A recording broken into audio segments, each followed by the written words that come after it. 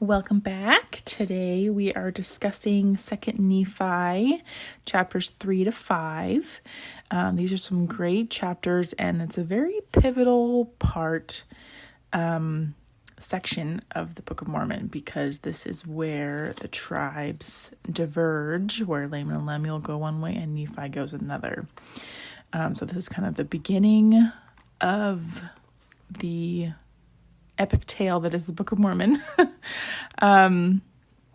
Okay, so I have some thoughts I want to share with you tonight. So in chapter 4, this is what a lot of people will call the Psalm of Nephi, because it's actually written in true form the way a psalm or a lamentation would have been written in the Old Testament, which is a really cool detail that I learned when I was teaching gospel doctrine this week, that one of the awesome members shared.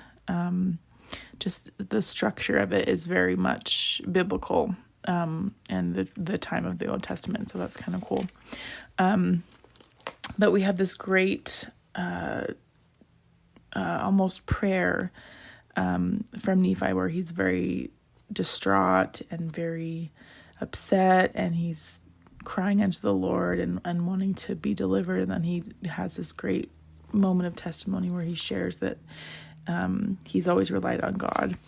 But as I read these chapters together, I found some new insights that I hadn't had before. And I've always loved chapter 4 because of the great way that Nephi speaks about God and all of that.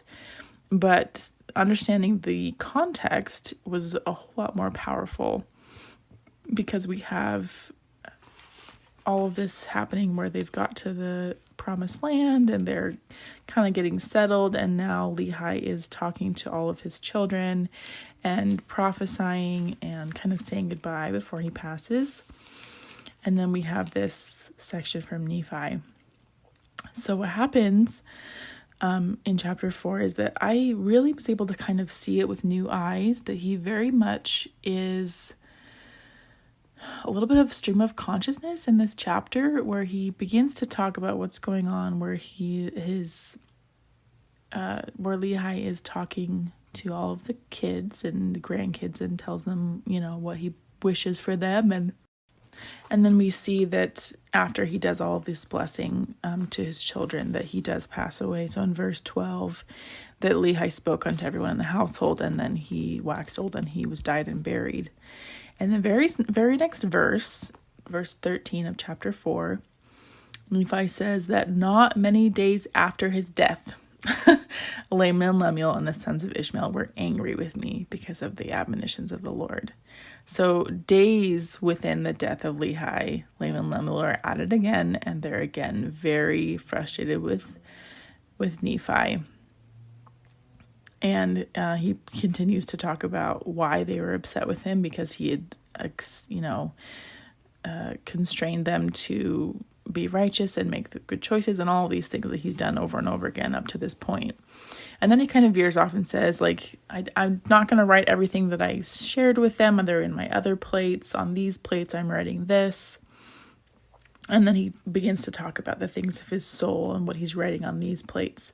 And this is kind of where he goes almost on a tangent, where he's like, let me tell you the things of my soul today.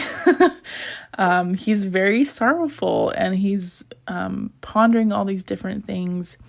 He's got these temptations that beset him, and he's frustrated, and he's got all of these things going on, but he's also very much testifying of who God has been to him.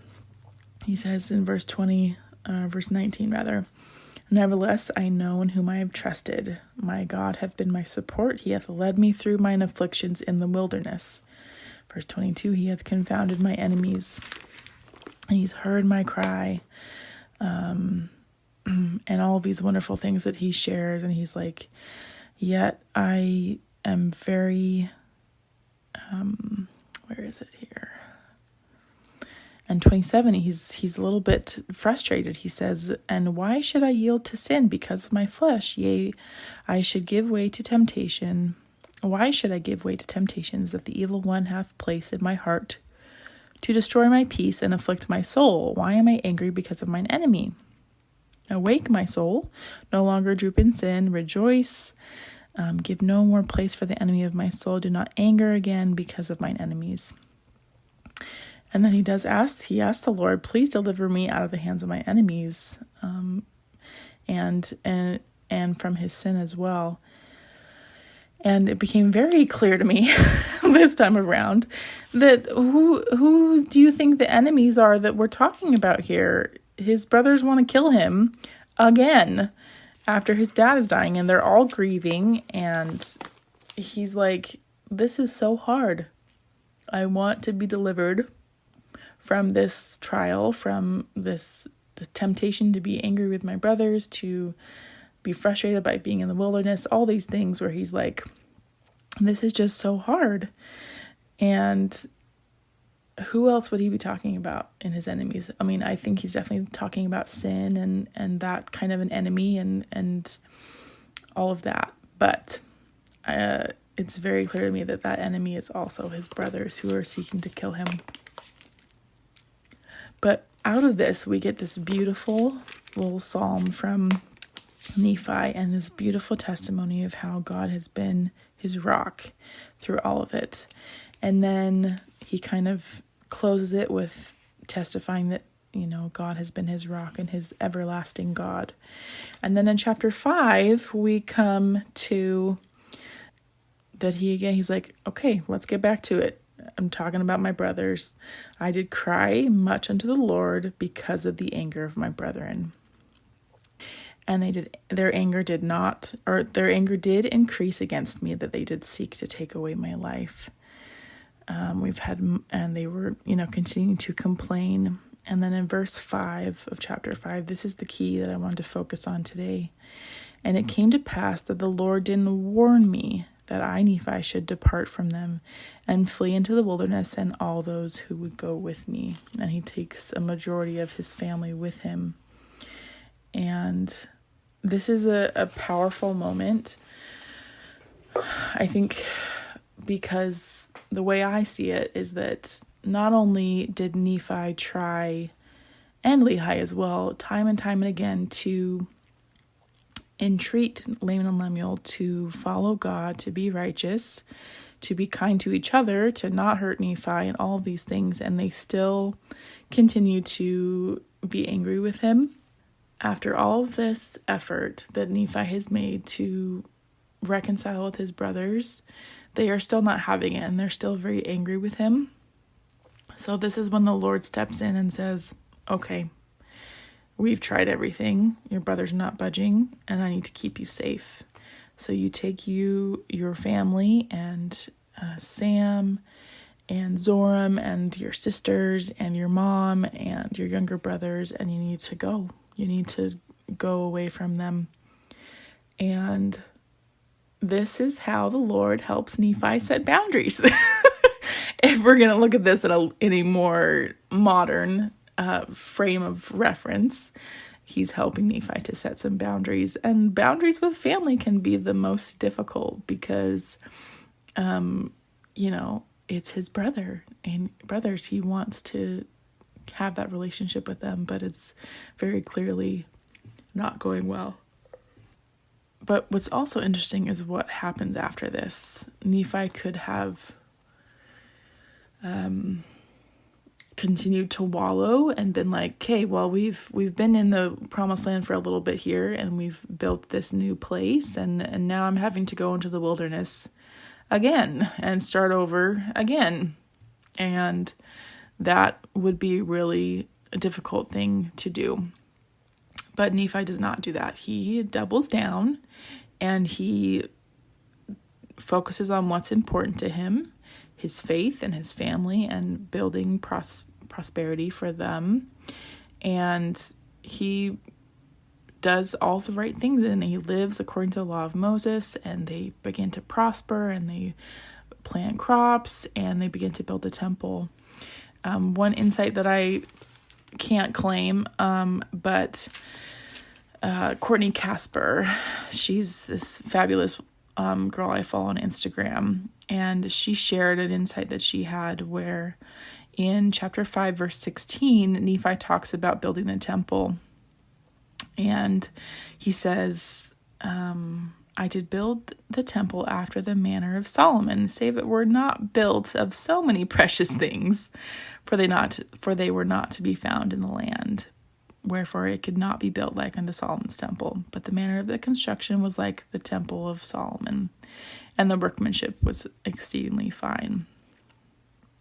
So he's basically saying, so I built a temple like Solomon's, but it was not as nice as Solomon's because he's in the middle of the wilderness and he doesn't have all this gold and all these precious things that he would have had in Jerusalem to build this, over the top, ornate, ridiculous kind of temple. He's got a very humble temple where he's built it unto the Lord and done the best with what he has, but still able to labor with his family to build something for the Lord to be able to worship.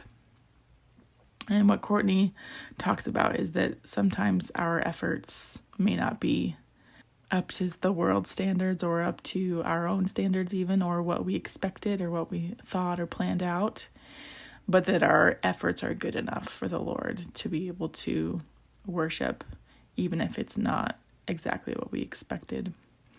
I shared this in my gospel doctrine class on Sunday, and this is another reason why I waited to do this episode, because I wanted to see if there was some things that people were going to share that I could relay on here as well. And one of the sisters spoke up after I shared this thought, and she said, this makes me think of my divorce and how I went a separate way, and I went away from the darkness, and I built my little temple, and it wasn't like it was before, but it was good enough, and it was into the Lord. And I really appreciated the sisters sharing, because that was a lot of what I felt with my divorce as well. I try not to always go there, but that's a lot of how I've felt the Lord in my life is in those days and experiences with my divorce. So that's how he's shown up for me. But I definitely agree that this is a lot of times how our lives play out, that things don't go the way that we expect, and God puts us on another path, and that he will allow us to have a nice temple, and in the beginning it may be different than we expect, but that it's still going to be a wonderful workmanship of the Lord, to be able to do the things that we need to do. And in some ways it will be better, because it's away from the darkness of those that wish to harm us. And one thing I also found really powerful is in going back to chapter 4, in verse 27, when Nephi is crying to the Lord, he says, "Why should I give way to temptations that the evil one have place in my heart to destroy my peace and afflict my soul?" And I just had the thought that if we have peace in our souls, why would we let other people's darkness get in that way? Why would we allow ourselves to, let others' darkness or anger or fear or whatever it is to decrease our light and our joy and our peace? And I think that's a really hard thing to do these days, to not allow the darkness around us to affect us. And that, again, that's where boundaries come in. But I had an experience where after my divorce was final and he got married very quickly, and it was a little bit of a shock. It was expected, but it was still a shocking thing for me. And I remember thinking, I could focus on what he's doing and what I think he should be doing and not doing and all of that, and I could worry about that. Or I can focus on me and shore up my own foundation and figure out what's important to me and what I want my life to be like, and rebuild for myself the life that I want to have now that I have more control of my life and how it will go. And that's very much what Nephi does. He's like, okay, well, I'm leaving Laman and Lemuel behind. I'm leaving behind this atmosphere that I don't want to be a part of anymore. I'm fleeing for my safety, for my emotional health, for my spiritual health. I mean, this conflict between him and his brothers has caused a lot of aggravation for him and a lot of sorrow. And he's making the choice to move on and move forward. And he doubles down on what's important to him, which is his faith. And he chooses God, and he chooses to work hard, and he chooses to build a temple and to create a new life with his family, to be able to build the kind of life that he wants to have with the Lord. And I think that's really powerful to be able to see that laid out in the scriptures, that sometimes we do have to walk away and sometimes we do have to rebuild, and that the Lord will help us do that. That can be one of the hardest things. Even apart from my divorce, I've had other experiences where I felt I needed to distance myself from certain people in order to preserve my mental health or my faith or whatever it may be. And that's been a hard thing to do, but it's ultimately given me back my power to be able to choose the things that I want to choose, and to be able to not be distracted or sidelined by other things, and to focus on what I want to focus on. So I guess my wrap up of this section is that the Lord wants to help us preserve and protect our faith, our mental and emotional health, and our spiritual health. He wants to help us do that. He will fight for us. He will fight to preserve us from our enemies, whether they are very physical, the way they were with Laman and Lemuel and Nephi, or if they're spiritual or emotional, whatever they may be. He wants to preserve us. He wants to deliver us from our enemies and to help us to prosper and to build up our cities and our temples and our lives so that we can succeed and prosper. And I love being able to see the Lord do that with Nephi. And there's still a hard road ahead. There's still generations of war between the two families, but he does get to choose how he lives. And sometimes that conflict will continue the way it does in the Book of Mormon, which we will continue to see. But we have the right to make that distancing step if it feels right. We have the right to do that. Okay, I think that's all I have. These are some great chapters. I think I'm just going to close with that God is going to help us feel preserved from our enemies, and that he will help you set those boundaries that you need in your life to feel protected and safe and peaceful, no matter what's going on around you. Okay. Alrighty, everyone. I know the Book of Mormon is true. I know that it helps us in our lives, and that we can feel its power when we read it. Okay. Thanks for listening.